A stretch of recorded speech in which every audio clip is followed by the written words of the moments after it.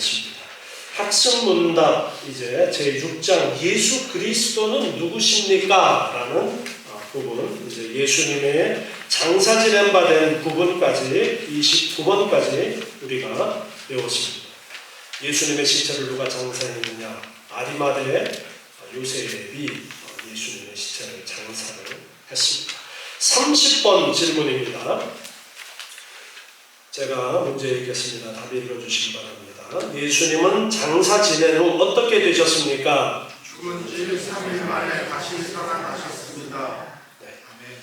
예수님은 십자가에서 죄 없이 우리를 대신해서 십자가에 못 박혀 죽으신 후에 장사 지낸 바 되었습니다. 무덤에 장사 지냈어요. 아리마대 사람 요셉이라는 사람이 새 무덤에 장사를 지냈습니다. 그리고 다시 3일 만에 살아나십니다. 마태복음 28장 1절부터 말씀을 보시면 마태복음 28장 1절에 안식일이 다하여 가고 안식 후 첫날이 되려는 미명에, 이제 안식 후 첫날 바로 주일인데요. 주일, 토요일이 안식일이고 안식일 다음날 주일이 되어지는데, 안식 후 첫날이 되려는 새벽에 막달라 마리아와 다른 마리아가 무덤을 보려고 왔더니 큰 지진이 나며 주의 천사가 하늘로서 내려와 돌을 굴려내고 그 위에 앉았는데, 무덤 입구를 막고 있던 돌이 굴려지고 그리고 천사가 거기에 앉아 있습니다. 그 형상이 번개같고 그 옷은 눈같이 희거늘 수직하던 자들이 저를 무서워하여 떨며 죽은 사람과 같이 되었더라. 무덤을 지키는 사람들이 있었죠. 제자들이 와서 예수님의 시체 훔쳐가고서는 부활했다라고 거짓말할지 모르니까 무덤 입구를 지키게 했습니다. 그래서 군사들이 그 입구를 지키고 있었어요. 무덤은 봉인되어 있었고요. 그런데 천사가 돌멩이를 굴려내고 지진이 나고 하니까 지키고 있더니 군사들이 겁에 질려 있습니다. 천사가 여자들에게 말합니다. 너희는 무서워 말라. 십자가에 못 박히신 예수를 너희가 찾는 줄을 내가 아노라. 그가 여기 계시지 않고 그의 말씀하시던 대로 살아나셨느니라. 와서 그의 누우셨던 것을 보라. 예수님께서는 말씀하셨던 대로 사흘 만에 다시 부활하신 거예요. 살아나신 거예요. 31문입니다. 다시 사신 후 무엇을 하셨습니까? 40일 동안 여러 차례 제자들에게 부활하시고 가시었습니다. 부활하신 후에 40일 동안 제자들을 만나셨어요. 사도행전 1장 3절 말씀을 보면요. 사도행전 1장 3절에 해 받으신 후에 또한 저희에게 확실한 많은 증거로 친히 사심을 나타내사 40일 동안 저희에게 보이시며 하나님 나라의 일을 말씀하시니라. 해 받으신 후 십자가에서 죽으신 후에 많은 증거로 친히 살아나셨음을 나타내시고 40일 동안이나 예수님이 부활하셨다라는 확실한 증거를 직접 많은 사람들을 만나면서 보여주셨다는 거예요. 고린도전서 15장 4절 말씀 보면요. 고린도전서 15장 4절에 장사 지내는 바 되었다가 성경에서 예언했던 대로 사흘 만에 다시 살아나사 게바에게 보이시고, 게바는 베드로를 이야기합니다. 게바에게 보이시고 후에 12 제자에게와 그 후에 500여 형제에게 일시에 보이셨나니 그 중에 지금까지 태반이나 살아있고 어떤 이는 잠들었으며, 지금 이 고린도전서를 기록할 당시, 바울이 이 고린도전서를 기록할 당시에도 그 예수님의 부활을 직접 목격했던 500여 사람 중에 태반이 살아있다. 그렇게 지금 말씀하고 있습니다. 그 후에 야고보에게 보이셨고 그 후에 모든 사도에게, 그리고 맨 나중에 만삭되지 못하여 난 자 같은 내게도, 바울도 그 부활하신 예수님을 다메섹으로 가는 도중에 만났던 것입니다. 그래서 40일 동안 예수님께서는 많은 사람들에게 살아나신, 부활하신 증거를 확실하게 보여주셨던 것입니다. 32분입니다. 나타내 보이신 다음에는 어떻게 되었습니까? 네, 오늘 본문 사도행전 1장 9절에 보면은 이 말씀을 마치시고 저희 보는 데서 올리고 가시니 구름이 저를 가리고 보이지 않게 하더라 했습니다. 하늘로 올라가셨어요. 십자가에서 우리의 죄값을 대신 치르기 위해서 죽으셨고 하나님이 그 예수 그리스도를 다시 살리셔서 3일 만에 부활하셨고 40일 동안 많은 사람들에게 그 살아나신 것을 직접 보여주셨습니다. 그리고 그들에게 너희는 이 사실을 증언하는 증인이 되어라 라고 그렇게 말씀하시고 하늘로 올라가셨습니다. 33문 승천하실 때 하신 말씀은 무엇입니까? 오직 성령이 너희에게 임하시면 너희가 복음을 받고 땅끝까지 이르러 내 증인이 되리라고 하셨습니다. 네. 사도행전 1장 4절부터 말씀을 한번 보겠습니다. 사도행전 1장 4절에 사도와 같이 모이사 저희에게 분부하여 가라사대 예루살렘을 떠나지 말고 내가 들은 바 아버지의 약속하신 것을 기다리라. 이건 이제 성령을 기다리라는 거예요. 성령의 임하심을 기다리라는 거예요. 예루살렘을 떠나지 말고 성령을 기다려라. 요한은 물로 세례를 베풀었으나 너희는 몇 날이 못되어 성령으로 세례를 받으리라 하셨느니라. 저희가 모였을 때에 예수께 묻자와 가로되 주께서 이스라엘 나라를 회복하시니 이때니까 가라사대 때와 기한은 아버지께서 자기의 권한에 두셨으니 너희의 알 바 아니요.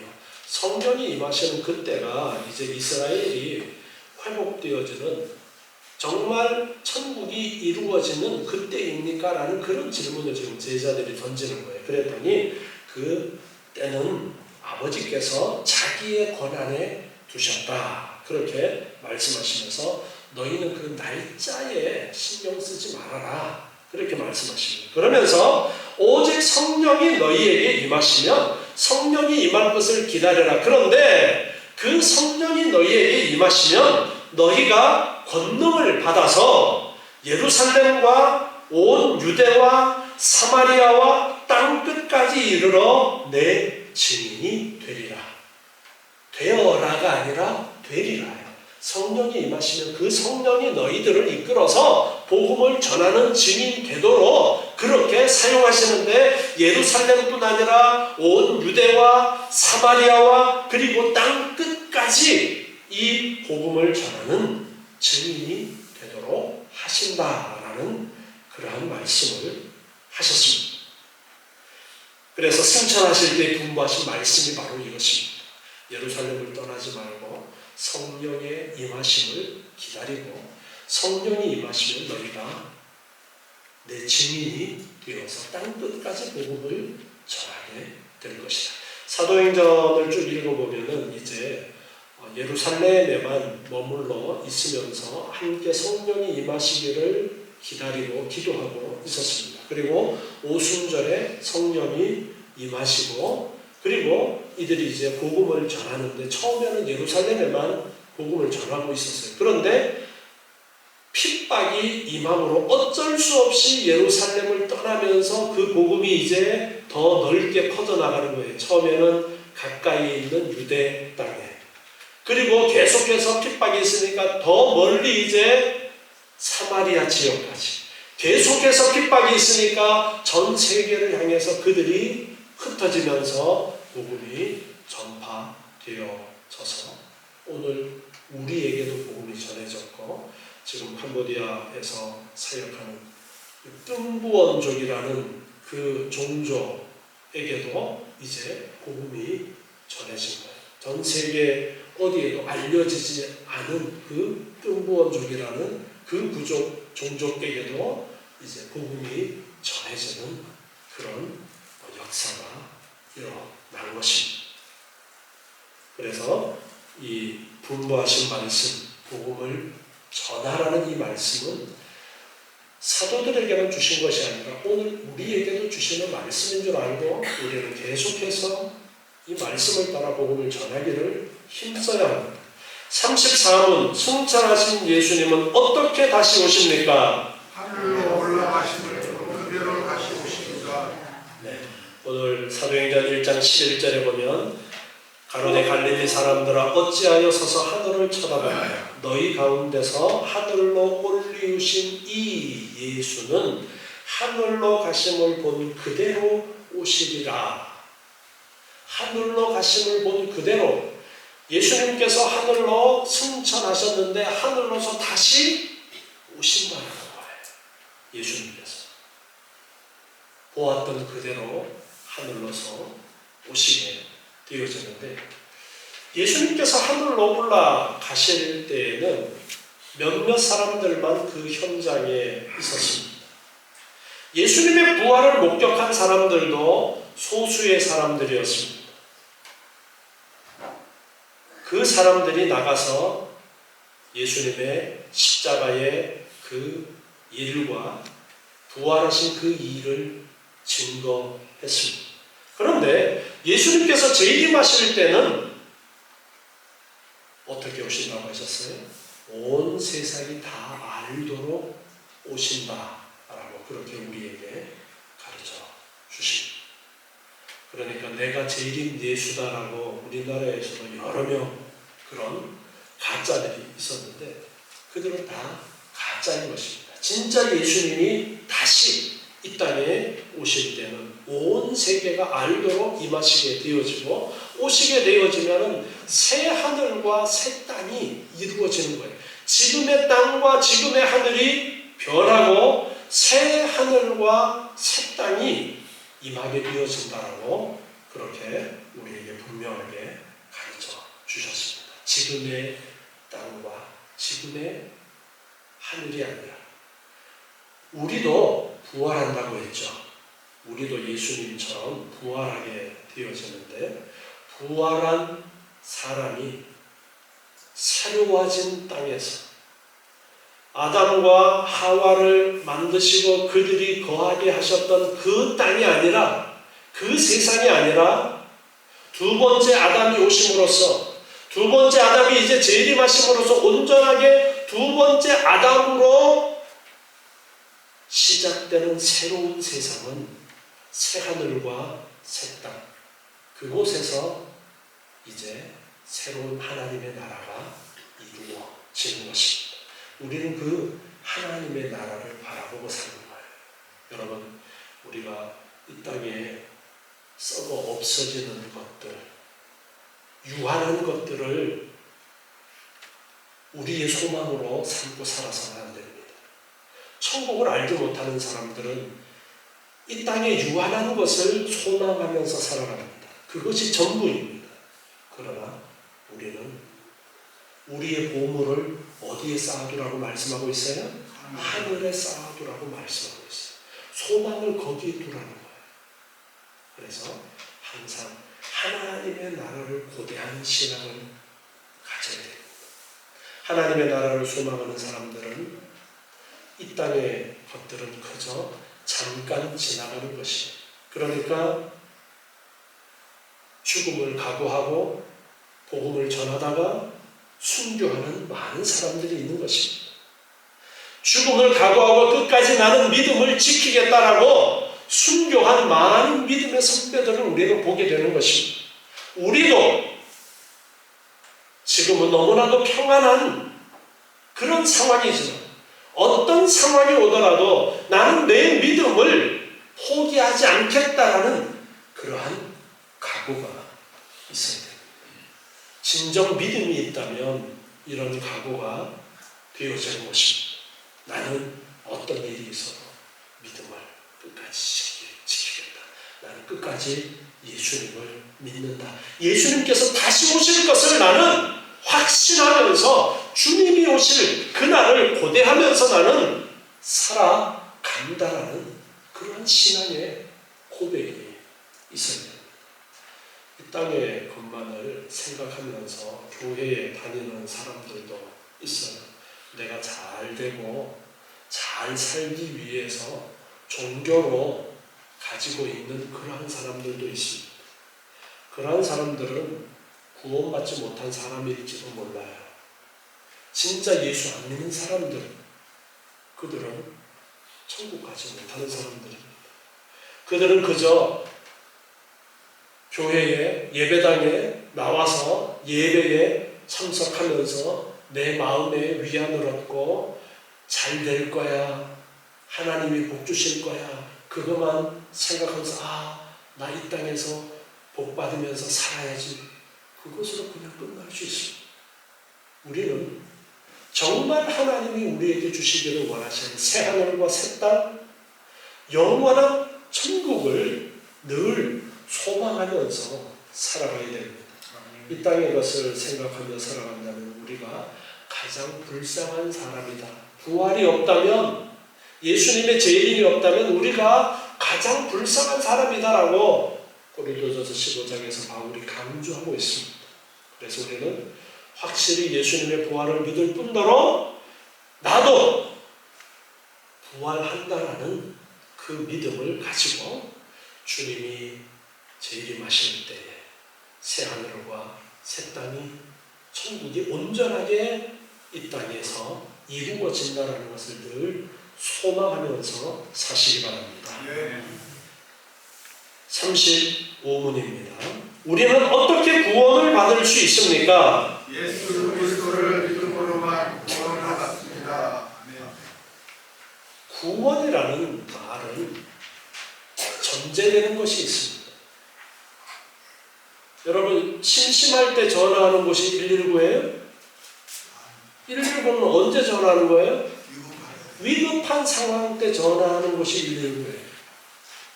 구원이라는 이 말은 전제가 있습니다. 내가 위급한 상황에 처해 있다라는 전제가 있는 거예요. 이 구원이라는 것이 이해되어지려면 구원받지 못한 상황이 어떤 상황인가가 이해되어져야 됩니다. 모든 인간은 아담의 일반적인 생육법으로 태어난 모든 인간은 아담의 원죄로부터 자유롭다고 했습니까? 자유롭지 못하다고 했습니까? 자유롭지 못하다고 했습니다. 모두 원죄를 가지고 있습니다. 그렇기 때문에 갓난아이라 할지라도 그 죄의 값인 사망에서 자유로울 수 없는 것이 우리 인간들의 현재의 상황이라는 것을 깨달아야 됩니다. 이것을 깨닫는 자가 나는 구원이 필요하다는 것을 아는 거예요. 나는 살아야 되겠다는 것을 깨닫습니다. 그리고 구원의 길을 찾습니다. 그런데 하나님께서 우리에게 구원의 길을 주셨습니다. 그 구원의 길이 무엇이냐? 바로 예수 그리스도를 믿는 것입니다. 예수 그리스도를 믿음으로만, 내가 예수님께 매달려서가 아니라 예수 그리스도를 믿음으로만 구원함을 얻게 되어지는 것입니다. 요한복음 14장 6절 말씀에 보면은요, 요한복음 14장 6절에 예수께서 가라사대 내가 곧 길이요 진리요 생명이니 나로 말미암지 않고는 아버지께로 올 자가 없느니라. 나로 말미암지 않고는 아버지께로 올 자가 없다. 오직 예수님만이 길이다, 진리다, 생명이다 말씀하십니다. 사도행전 4장 12절에서도 가르쳐주고 있습니다. 다른 이로서는 구원을 얻을 수 없나니 천하인간의 구원을 얻을 만한 다른 이름을 우리에게 주신 일이 없습니다. 오직 예수님만이 구원 얻을 수 있는 길이다. 로마서 3장 22절 말씀을 또 봅니다.